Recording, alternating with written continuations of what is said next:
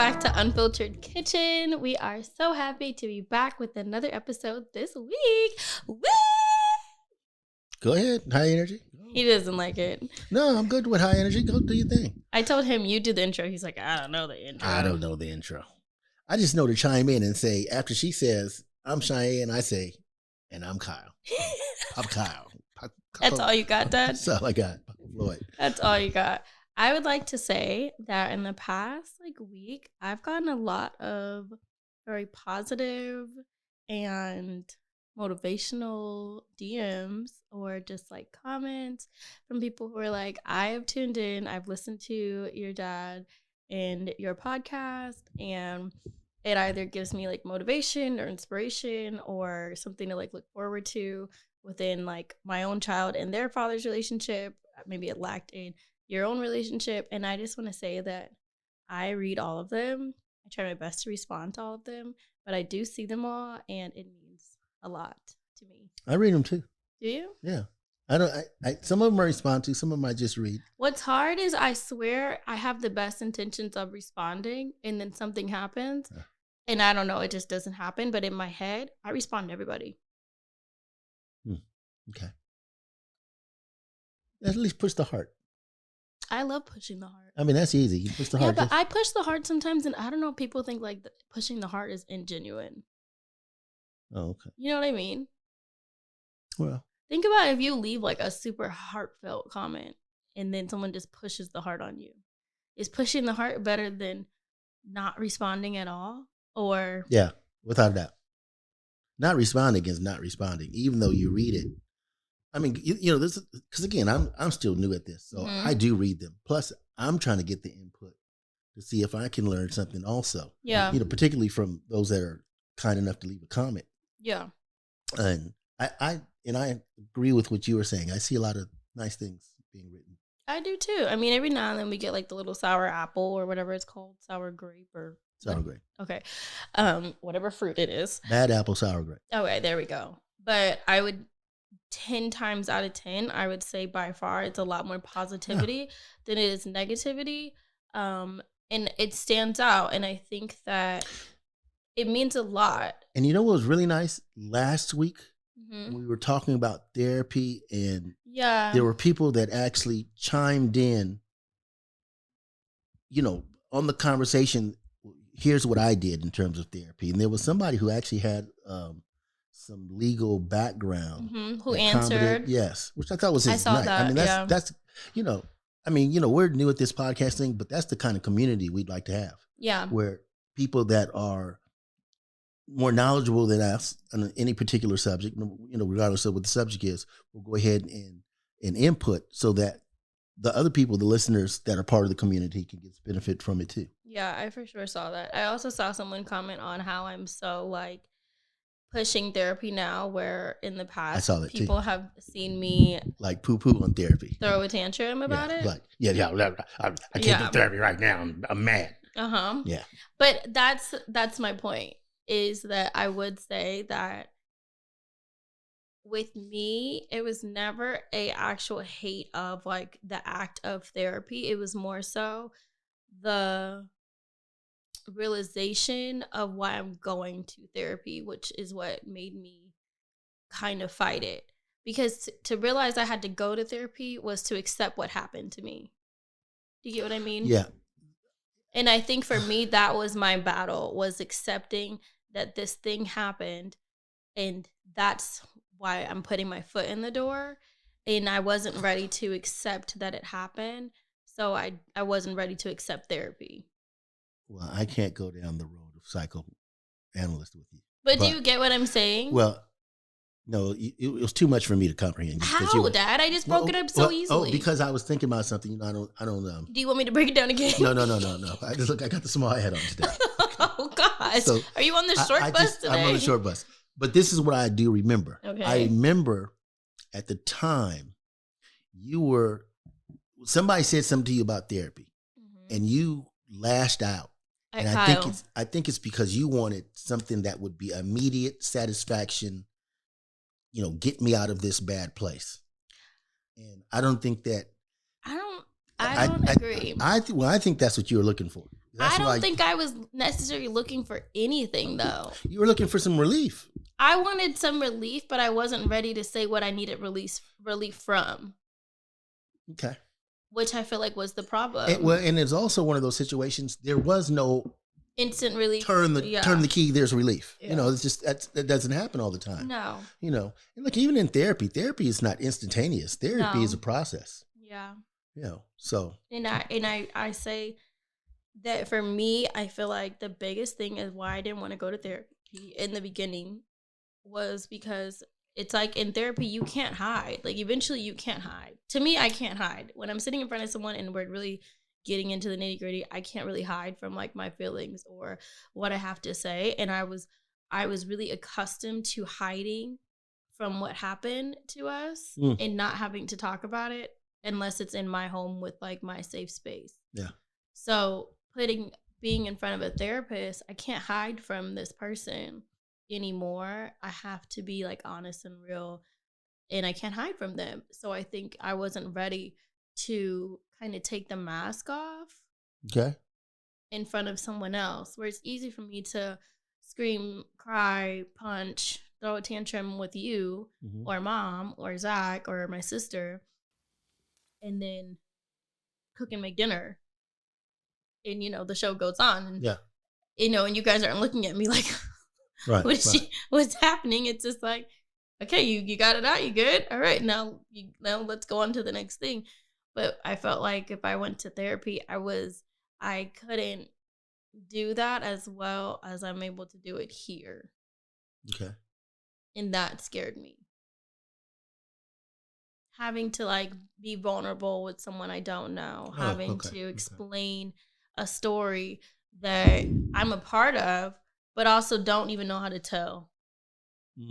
So those were all things that stopped me from going to therapy. But I think once I got to a point of like, nothing else is happening. And if you want to be able to like mentally survive for not only like your kids or your husband, but for yourself and like your own sanity, then even though you don't know how to tell the story, go and attempt it, So I feel like I saw the comment and it clearly stuck with me because you are right. When people put through therapy in my face, I just lashed out. But I would say in hindsight now, I wish that I would have gone a lot sooner than what I did. So now that you've experienced therapy, as opposed to it just being some distant, foreign, untangible, experience, now that you're in it, what are your thoughts? I definitely changed my outlook on like the storytelling aspect of it. So I would say when I first started, my therapist was almost like you're telling a story, almost like if you're telling it that you weren't even there. Like you talk in a tense of like a third person. Yeah, like it's someone else's life. And she's like, that's your life. You were there. So let's work on telling the story. Like one of the exercises that our therapist had both Zach and I do was tell what happened to us on the day that we got shot at from the very beginning of our day until the end of the day. And our stories were so different, but so similar. And that was like a key exercise for us. Yeah. Was to realize that it's all about perspective. And I might say some things in the story where he might not say some things because they were bigger deals to me than they were to him. To which goes back to like the way I process my feelings might be verbally, the way he might process his in silent mode. It just depends on perspective. So it kind of taught me a lot. And then how we end the story is a big deal. I can end the story at like, I thought my life was over and I feel dead inside. Or I can end the story at like, at the end of the day, I was in my house surrounded by my friends and family and I felt alive again. Yeah. You get what I mean? Yeah. There's a difference in how you end your story, where a lot of times I ended my story with like, I'm dead. I'm dead. No. You ended it with, I feel like I'm dying. We could have all been killed. Yeah, like I ended the story. That's the way so, you told like, the story. Yeah. I don't understand how we're alive. So where Zach would end the story like the next day, like he's talking about like the next day, and I'm like, how are you on the next day, and I'm still on the day before? Like we talked about it so differently, so it made me realize we process things really different. but there's nothing wrong with each other's process. Right. Which we had to, if we didn't go to therapy, I feel like we would still struggle with that. Mm-hmm. Like the process of things. And it's not just the shooting, but just the process of like everyday things where sometimes it takes me a little longer to process certain things. So where Zach is like, I told you, why don't you get it? And I'm like, do you not get that I was on the short bus? Like, I'm so confused on why you're not understanding that I'm not understanding what you're saying. Where to him, he's just like, it's instant sometimes. It's not instant with me. Yeah. I might need you to like break it down. Right. And then repeat it. And then maybe say it a different way. And then I can get it to where you got it. Right. But if someone doesn't understand that about you. Well, he knows you have processing. Well, he learned quickly. Okay. Right. There was one day in the car and he was, it was like a quick turn. He was like, go right. And I swear, I think I went left. And then he was like, just pull over. Just stop driving. And he was like, I don't understand. I told you to go right. I said, listen, okay.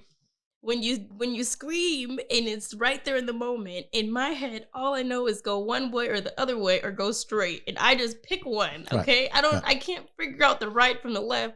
I just pick one. So stop yelling at me. He's like, okay, I'm not comfortable. Are you normally in the green chair? I think so. Oh. Do you guys watch our YouTube? Because he wants to switch chairs. I'm sitting here, I'm feeling I'm not I think you have nowhere to put your arms. Yes. Wow. So I'm not trying to put them up here. Wow. You've been on this show for this might be episode 15. So for 15 episodes, I've been uncomfortable. No. And you've been comfortable because I feel really comfortable in this chair. I can lean back. I have armrests. Okay, take the chair. Take the chair down. Okay. All right. In other news, we got a lot of DMs from some of you guys asking for seeking advice or just wanting us to talk about your story. And I am always down to do that. Do you want to start with this one? You just put this in my face? Yep. Okay. And we have one to start with. So we're going to keep them anonymous as always. So it says, hello. It will be 1 week tomorrow that my daughter said some hurtful things to me. She is in college and working at the current moment, sorry. She was struggling financially. I don't know what she does with her money because if I ask her, she gets defensive. I do what I can for her, meaning taking out loans and not paying some of my bills. Sigh. After having a conversation with my friend of mine, I thought it would be wise for me to encourage her to reach out to her father for help and support. While that resulted in him telling her that he is paying child support.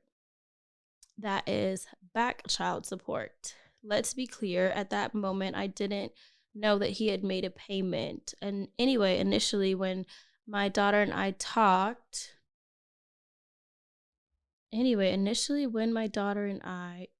it right away. Okay, I'm trying to make sense of what you're trying to say.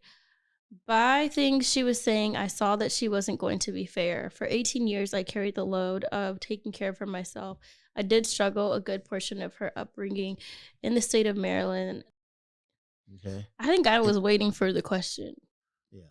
I think it's more of how do you deal with your daughter? She said that she's helping her the best she can or when she can, but her daughter, it sounds like her daughter's not appreciative. Not at all. So, I mean, my simple advice would be, turn the water off for a little while. Turn the water off, let her fend strictly by herself. Let her see how. Right, but she's saying I could see that my daughter wasn't going to be fair. So I feel like what she's trying to say is that her daughter is looking at her mom like, you just got that back child support payment. Now you can financially help me. Where that's not what that means. No.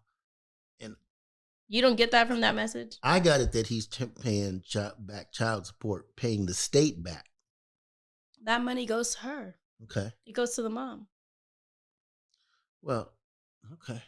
But that doesn't mean I'm taking that money and bringing it to my kid. I already took care of you for 18 years. You're 18 at this point. The back child support is paying for the shit that I paid for back then, right? Yeah. I mean, if we're understanding this right, I would just tell you simple, look, if you're doing the best you can for your child, and this is not for her or anybody else. When you are doing the honest best that you can, you're giving up some of your life's pleasures so that your child can have some of their pleasures. If they don't understand that, they just don't understand it. And you got to keep on going. And, I wouldn't say cut them off because they're young and dumb. Young, dumb, and full of cum. Yeah, a lot of times that's just what it is. Look, I was that way. I didn't know any better. So a lot of times your kids don't know any better. So you just got to kind of grin and bear it. You want to keep helping them? Go ahead. You want to turn the water off for a little while? Yeah, but how do you do that as a parent and not become like the bad guy? What I fear is sometimes you're going to be the bad guy. No, but I get being the bad guy, but I'm saying, like, let's say Ryder's in college and she's asking. I'm like, right, I just, it's like you become the bad guy, but she's so far away. How do I still keep her close without becoming like the extreme bad guy to where I cut you off and now she wants to cut me off? Do you get what I mean? Yes, I do. How do you be the bad guy but still keep them close is my question. Okay. I'd say through communication. Even they may not want to hear it and they may act like they're not listening, and sometimes they're not listening, but if you've been talking to them their whole life, you tell them something, deep down they'll hear something. So let's say it is a situation where your child is off to school and they are in need, but you can't do it right now. They don't understand that at the moment. Well, you just have to explain. You have to, really be honest with them. I'd say, look, I'm behind on rent. Or hopefully that's not the case. But, I just can't. Look, my mother used to tell me, look, we can't afford that. Yeah. Or she didn't say we. She said I, because she was the mother. Mm-hmm. She said, I can't afford that. Do you think that goes with teaching your kids the value of money? I think it does. And at the time I remember I was angry. I was like, what do you mean you can't? I didn't understand you can't afford. Other kids have it. Mm-hmm. How come I can't have it? Yeah. Well, maybe those other kids' parents made more money. Maybe they didn't value money the same way. I don't know. Yeah. But I know that later on, I know now, it helped me understand the value of money and working for your money. The hard work that goes behind earning every dollar you get, and I would never spend my last monies on you guys. When I was young, I spent a lot of, when we were a young family, I spent a lot of, probably 80%, 90% of all my income went to the house, but now that you guys are older, you guys better learn to fend for yourself.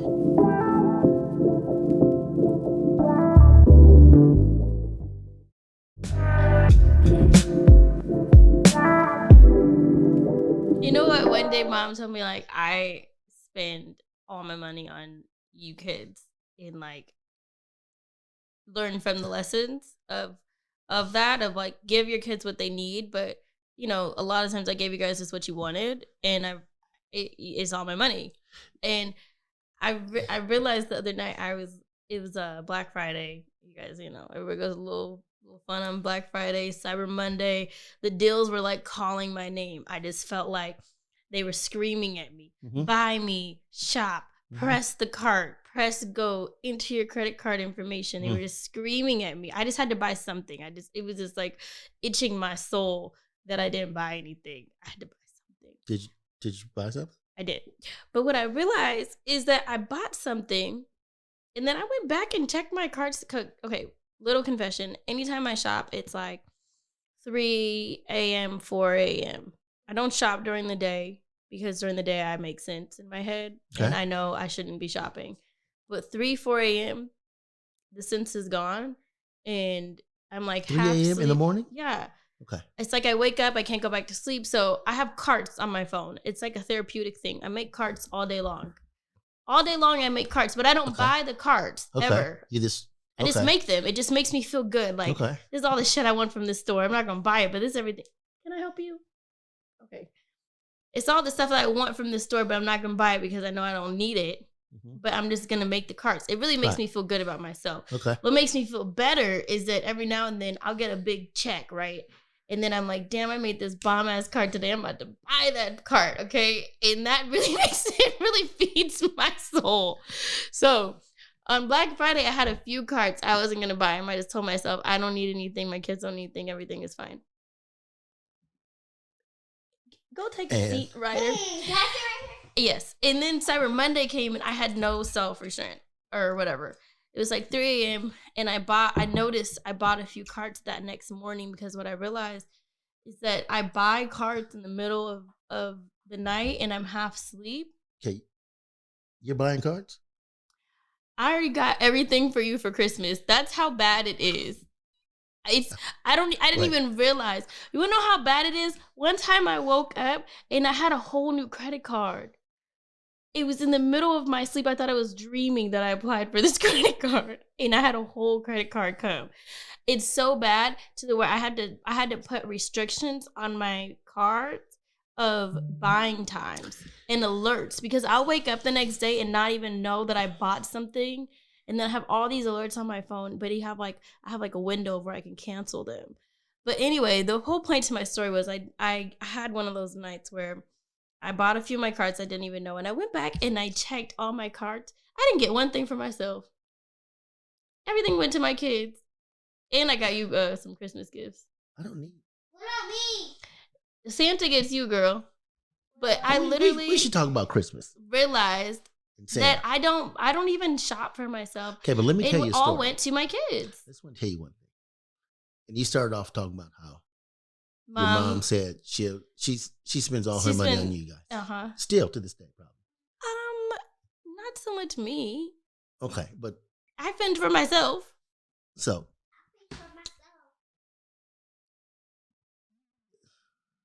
I'm not wishing this. Understand? I'm just telling you what I think is going to be the case. When your mom gets older, she's going to be broke. Stop. Not because she doesn't work or lazy or anything like that. Because she will spend all her money. She doesn't do it anymore. Oh, I don't know. She's not buying anything for me. Well, it's probably because you're okay, but there's still other people that. Her mother spent all her money. Nana has spent all her money. Hi, Nana. She listens to this. And Nana will tell you she spent all her money on her kids and grandkids. I think that mom in her your mom learned from her. I think she learned from her, but I think in her you're gonna have the option to either learn from her. I think in her late ages she realized, and she's trying to change the cycle. Watch this Christmas. What about it? Watch all the gifts under the tree. What about them? And watch how many come from Sam. Mom stopped buying Christmas stuff a long time ago. I'm not talking about for you, but for the grandkids. Oh, well, It'll be 10 gifts from each of them, for each of them. That's a personal problem, Dad. Well, you should get more gifts for your grandkids. How about that? I'm not doing it. You should. Okay. We should talk about Christmas. What do you want to talk about Christmas for? What? I saw this one guy. What do you want to say? You have something to say? Say it. No. I'm saying, look, Christmas is a merchant's dream. All right. It has nothing to do with all the things it's supposed to represent. So, do you want me to return your Christmas gift? No, I only want one thing. You know what I want? What do you want? I want a shaver. I've cut myself twice. Okay, I actually asked Dave what shaver he uses so that I can get it for you. I started to get one. You were talking about Black Friday and all the sales. Cyber Monday. Yeah. You know how many things I bought? What? Zero. Okay, well, they weren't screaming at you. I did look at a shaver. They were. You don't understand. It was like they almost like they were like saying my name. I did do that one night. It was when I was trying to buy a shed. Because I was trying to move stuff out of storage. Yeah. I saw sheds. And sheds are like, they're 1,000, 3,000, somewhere in there. Yeah. Well, I saw one, it was $48. But it was as big as the other one. That doesn't even seem safe. Yeah, I know. But I said, it was in the middle of the night, too. Yeah. I ended up buying it. Of course, it was BS. Someone just got my $48. Zach came home the other night. I was like, this is an unbelievable deal. And he had a TV. I said, what are you doing? He said, it was $70. Guy in a truck pulled up. It was like, this is $70 TV. What do you mean? What am I doing? He looked at me like I was crazy. And he wasn't the crazy one. Yeah. See, looked at me like $70. $70. Leave me alone. Street deal. Let's go. I was like, okay, do you, boo. Yeah. All right. Let's get into the next one. So somebody DM'd me and they said, I have a situation I want to send to you and your dad, but it was too long to DM, so they asked to email. So this was via email, which I appreciate. Anyway, it says, Dear Cheyenne and Papa Floyd, I hope this email finds you both well. I'm a regular listener of your podcast and an overall supporter of you and your family. I've been deeply moved and inspired by the bond you share, specifically with Mr. Kyle. It's beautiful to witness through the screen, and it's something I yearn to have with my own father. However, our relationship... I hear that a lot. Me too, and it makes me feel really appreciative of our relationship, which I feel like I've always been, but makes me appreciate it even more. And it also makes my heart hurt that people haven't been able to experience what I have with having a father. Because I never realized it was such a special relationship. Damn. I mean, people. Well, no. What I mean by that is the way people point it out. Yeah, it's almost like unique. Yeah, and I didn't know it was. Yeah, for us, it's just what it is. Yeah, this is the way we roll. But I think I got in my feelings a few days ago about our relationship, and I went down this rabbit hole and I found all these like pictures and videos, and I posted a clip. I saw that. From my baby shower of you blessing Rye. I love that clip. And it was so full circle, and I was watching Ryder sleep and I was crying. Oh, and I'm like, here's my beautiful child. Okay, anyway, back to the email. All right.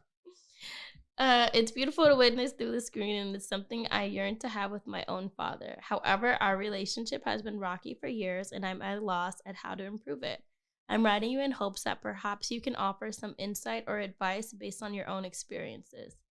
Growing up, I was right behind my dad, even in the beginning of him being incarcerated for 15 years. However, our relationship took a turn for the worse in 2010 after a breach of trust. I'd confided in him about something concerning a family member, and instead of keeping it between us, he shared the information with others. It led to my being put out, which, as you can imagine, was a painful experience. I was a vulnerable kid, and the fact that my father broke my trust hurt me deeply. Ever since, our conversations have dwindled to the point of non-existence. I recall gathering the courage to tell him about my second pregnancy, making it clear that I wanted him to keep the news confidential. Yet he broke my trust once again and told my grandmother about it. I was very upset because I had specifically asked him to keep a secret. I understand the excitement of soon-to-be grandparents, but I feel my wishes should have been respected. Fast forward to the present, my father has been out for a year, and although he has made some attempts to connect, they have been insubstantial. The most interaction we've had was over the summer when he needed my help to watch my niece and nephew. While he has offered financial support, I'm more interested in an emotional connection. I want him to engage with me, to understand what's going on in his daughter's life. I'm at a crossroads and I don't know how to navigate this. I want to mend our relationship and build something beautiful like what the two of you have, even if it's not with me, with my children. I want him to be the grandparent that still gives my kids ice cream, though I told them no. Or the one that just takes them to the store for a toy. Or hell, even just the one that says, I want to get them. Or call and say, hey kids, or something. My nephew had grandparents' day at school, and he didn't even want my father there. He wanted his great-grandfather there. So cringe that a 7-year-old doesn't even want to be around you. Any advice or insight that you could prove would be greatly appreciated. Thank you for taking the time to read my email. Please email me back if you need further details or want to ask any questions. I know it's been some time, so there's a huge gap in situations, but these are the main ones that have really contributed to how I currently feel. SN, I don't know what that means, but says, I also want us to tap more onto the unconditional love and forgiveness. I'm currently listening to the unconditional love episodes. And then she signs, a healing mama trying. Okay, so I would say... Oh, damn, you just didn't even take a breath. No, you had your answer ready. Yeah, I'm ready for it. I mean, I appreciate that letter. It's nice, It was really well written. So at the end, she says, I wish he would take them for ice cream, even when I say no. I knew you were going to stick on that.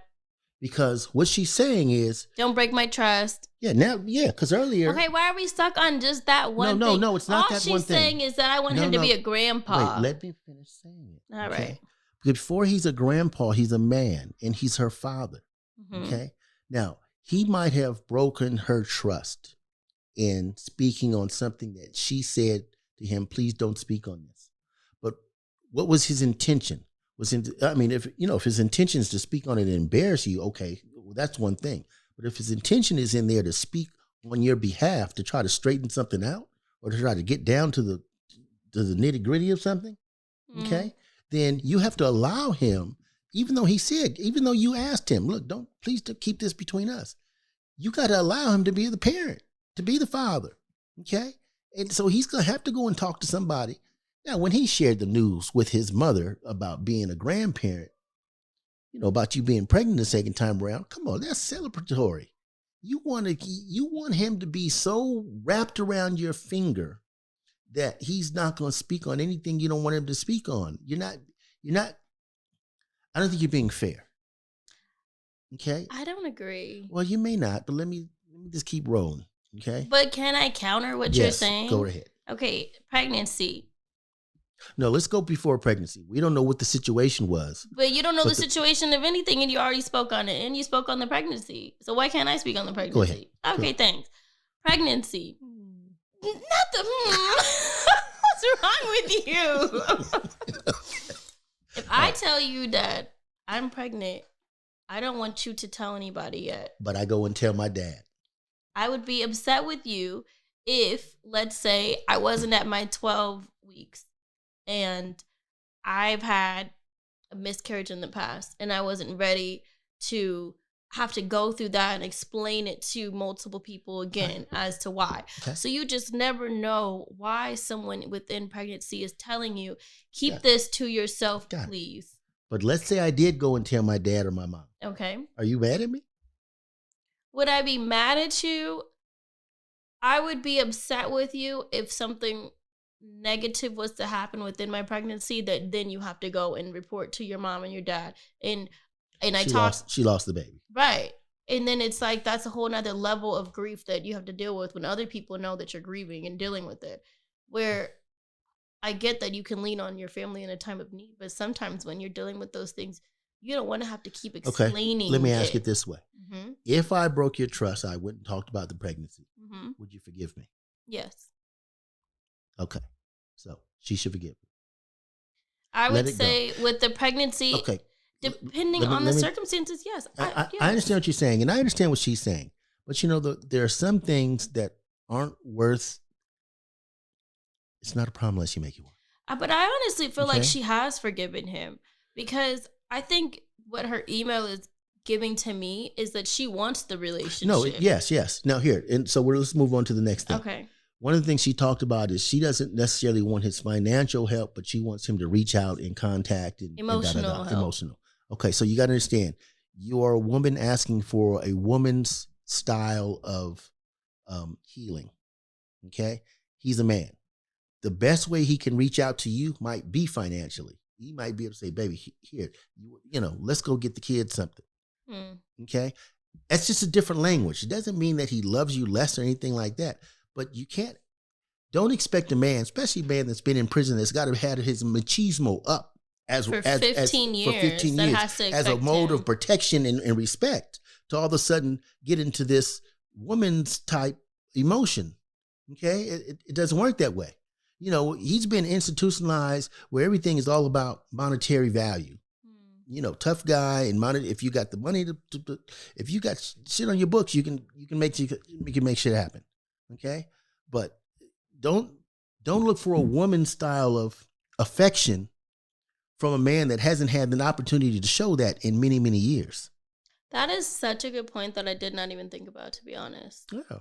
But after 15 years, and you're saying this is his first year out, I would honestly say to give him so much grace, because 15 years of your life and you're coming out to this world, that's a huge huge life change to where you or I or no one would know how to properly navigate that, let alone how to be emotionally available. Yeah, and responsible. Yeah. I mean, he's 15 years. He hasn't had a chance to know you for 15 years. I mean, do you know how much you've grown and how much you've changed in 15 years? He might be scared on how to approach you. Yeah. It actually, I think that you should be the aggressive one in terms of reaching out to him. I know you. It feels better if he reaches out to you. He may not know how. Okay, he may be. When I say institutionalized, it happens. I mean, I got guys that have come in and out of prison, and when they, what does that mean? Like, how would you explain institutionalized? Okay, so institutionalized, you get into a system that is telling you when to go, when to stop, when to eat, when to sleep. There's not a whole lot of flexibility. There's not a whole lot of your own decision making. Okay, even within those walls, you got to deal with the powers that be, and if it's not Johnny Law, it's your fellow cons. Yeah. So. And that doesn't seem like a space where you can really tap into like emotions. No, it's not. It's not. You got to be a hard guy or you're gonna be a girl. So I would probably look at it like this. He's had a rough road for the last decade and a half. And I'm sure you've had too. Okay. But you are probably more emotionally equipped to deal with bringing the two of you together than he is. Okay. Yeah. He might still be in defense mode. Not against you. Not consciously against you, but just in defense mode, in survival mode. We've been out a year. It takes a while to relax, to learn what this new world is all about. So I'd grant him as much grace as you can. And if you really want to develop the relationship with him, I would really be the aggressive one about it. And you know what? You might see this man smile from ear to ear, when you start putting them grandkids in front of him.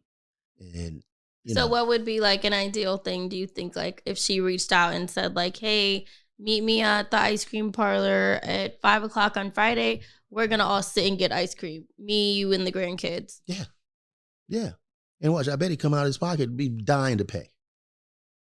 Dying to pay. I mean, that's what at best right then. Yeah. Go to the park. Play on the swings, on the merry-go-round, or whatever the case may be. Yeah.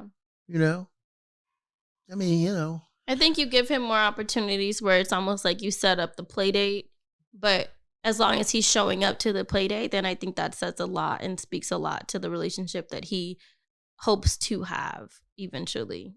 And like you said, maybe it's not with you because 15 years is a long time. I think it's a big, weird, awkward feeling if your dad goes away for 15 years and now he's back and it's kind of like you don't know that footing. Like I'm sure he doesn't know if he's supposed to be a father or a friend or a mentor, or do I just sit back at the sideline and watch my daughter's life play out? Yeah. And that's awkward, especially if it seems like you guys have been connected for the past 15 years. He's probably parented through a phone.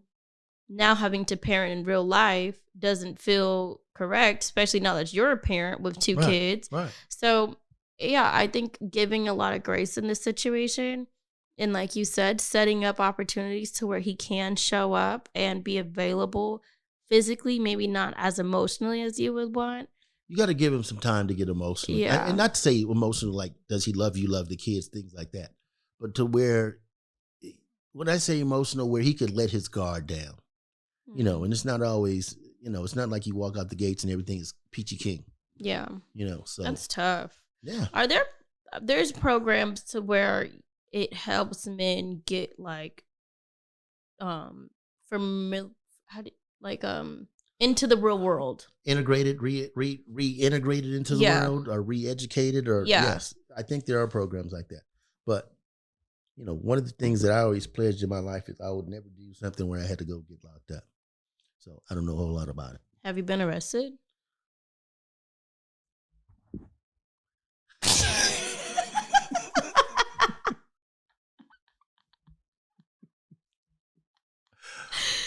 What's wrong with you? We can roll right by that question.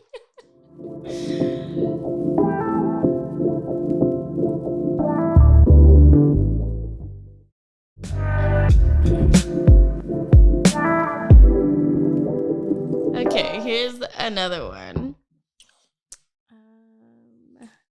Okay.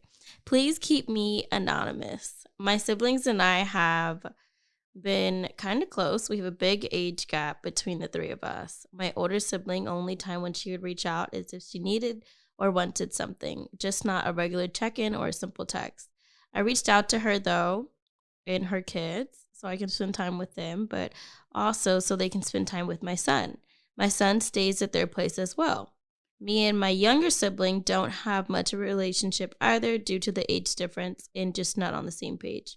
Our mom passed earlier this year, so I thought we would have gotten closer, but we haven't. It's always been me calling or texting. I know the road goes both ways, but I'm tired of being the only one doing the work in the relationship. I don't know if she realizes this or not, but her and I are total opposites. She says what she thinks in either or way or no way type of person, where I'm more compassionate. What should I do? You take it.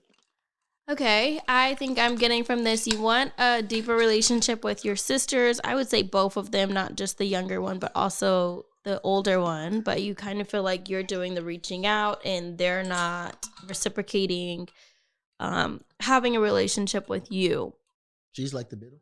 I think she's the middle. Yeah. Your mom passed earlier this year, and I think that's tough. I think that grief and dealing with death, especially your mother, which is something I don't even want to think about with my own mom. I think you guys are just going to have to like shoot me up and like stick me in a room somewhere. Everyone deals with it differently. And maybe your sisters are grieving in their own way and on their own time. And you can't force a relationship. I feel like social media has affected the way people feel like they should grieve. If you go down a rabbit hole, and I've done it, I'm guilty of it, of grief pages on Instagram, people who have lost a child or a husband or a mother, and they've turned their whole social media platform into a grief page, a mom getting through grief, and they're showing themselves crying or showing their relationship has changed with a sibling or showing that their husband passed and now they've moved on and they got a new husband and this is their new life, but they're still in love with this husband. Like, there's so many pages that I find like that. I don't know why my algorithm sends me to them, but it does. And I feel like social media has changed a lot of people's outlook on what grief should look like and how you should act after it. I literally just saw a page the other day of two sisters who didn't speak and then their mom passed and they immediately became best friends again. That's where it took her. And it would be, to me, I look at that and I'm like, well, wow, I'm so happy that you have this relationship now. But it makes me feel like if I was a person who lost someone and if that didn't happen, what's wrong with me? You know, so I feel like I read this and it's like the expectations of what you want, are they realistic? And also, have you guys ever sat down and all put in the energy or got on the same page about wanting a relationship with each other? Because like you said, it can always go one way, but you want it to go two ways. But if this person over here isn't seeking the same thing you want, then it's never going to go two ways. So I would say sometimes you have to have those uncomfortable conversations where you say, we're all sisters. I want to have a relationship with my sisters that goes beyond our kids having play dates. I want to be able to call you in my time of need or just call you when I want to talk.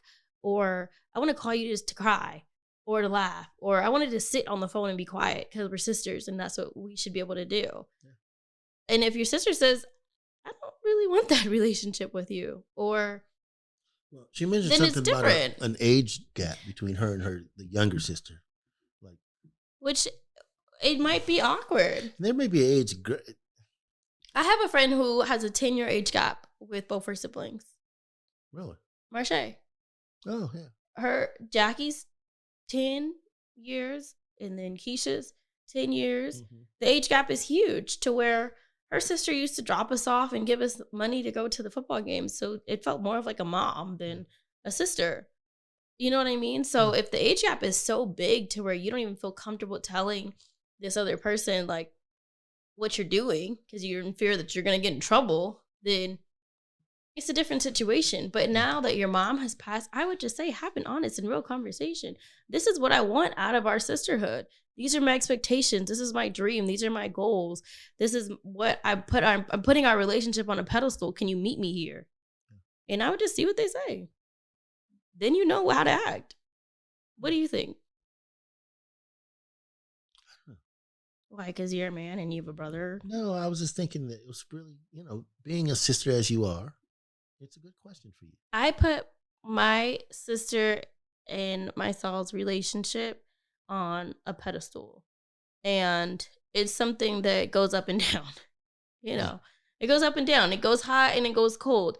But at the end of the day, I always know that I can call her and depend on her to show up if no one else is coming. I know I can call my sister and say, I need you to meet me right here at 1:12, wear all black and put on red lipstick. And she would be right there, red lipstick and all black and looking crazy and be like, what are we doing? And I think that's a relationship that our parents have also put onto us. So it takes me back to what's the energy your parents put into building your sisterhood? Because to me, if your parents don't really lay your foundation down that this is your person, then, it's kind of hard to fall back on.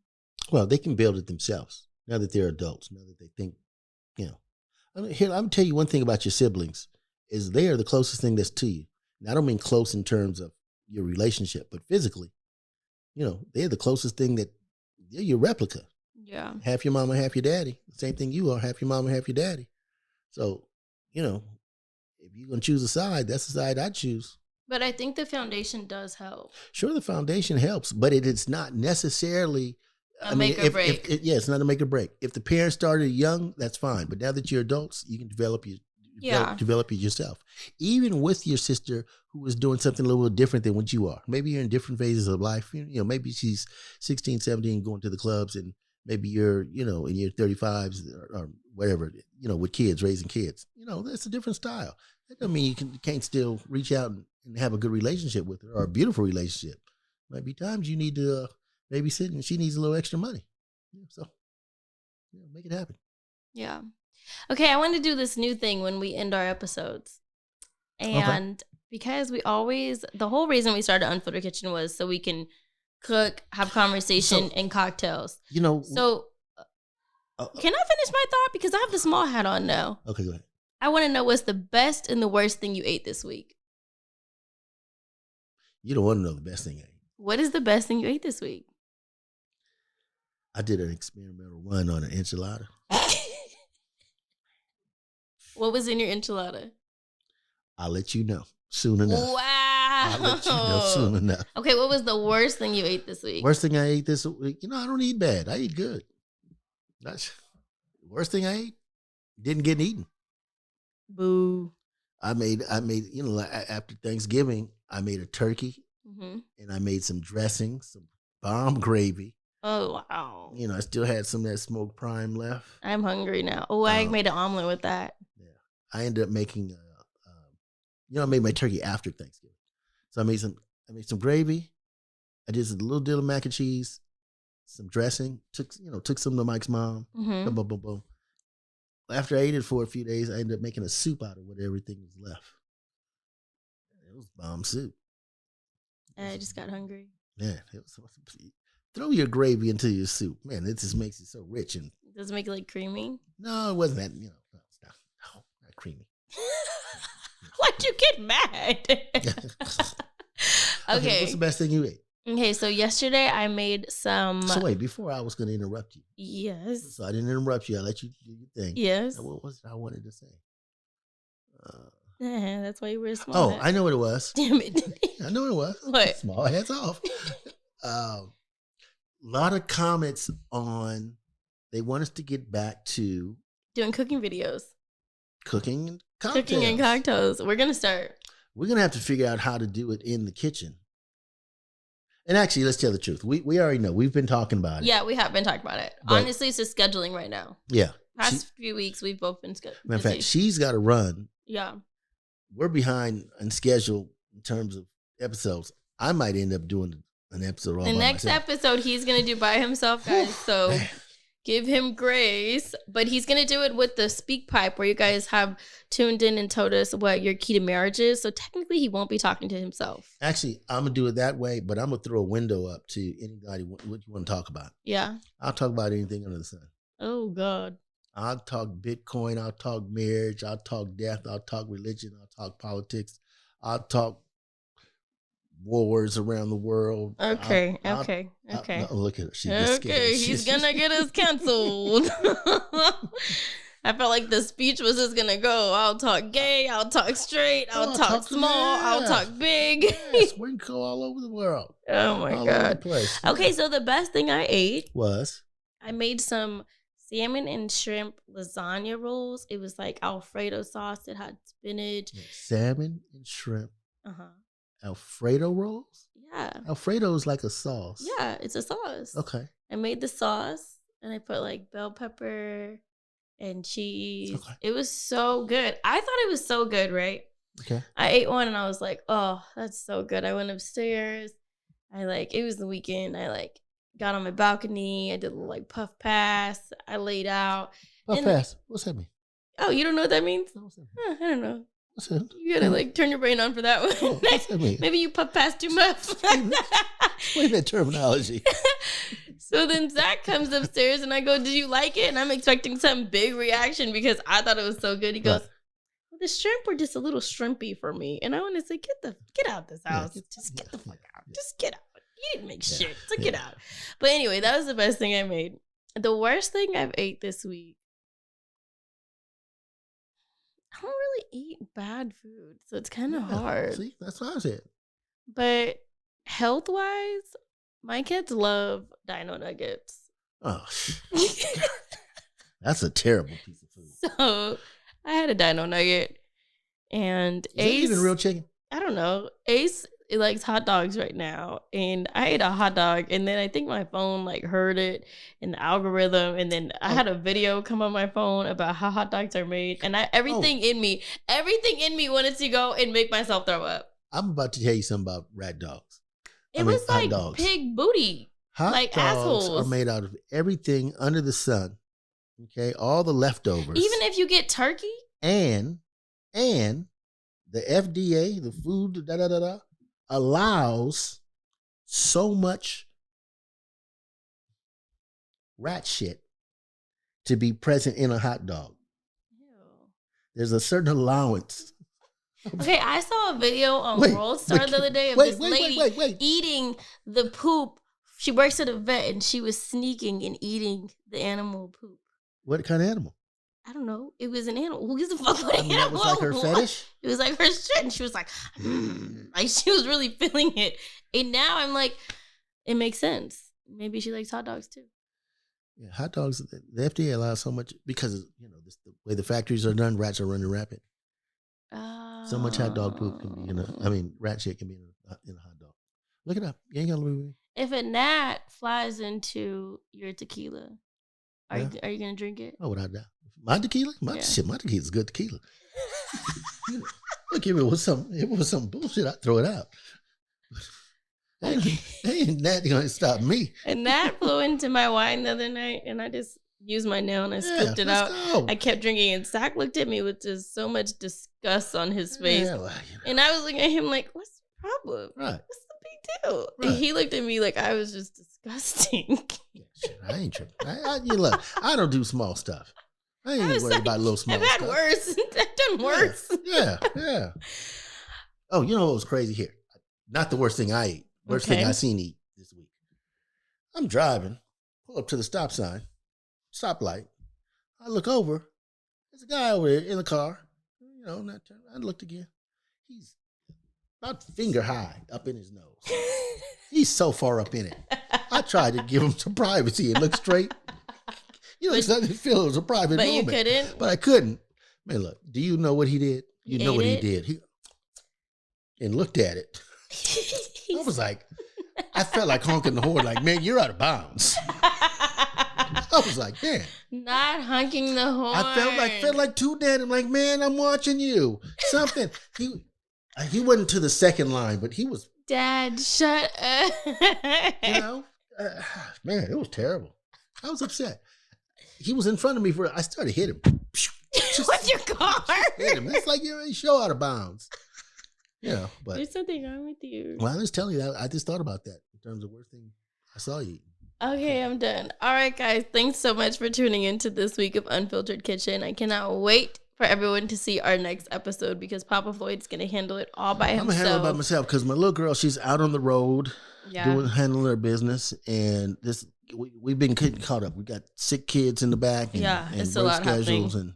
And lots going on. So I'm going to I might bring a guest in. I don't know.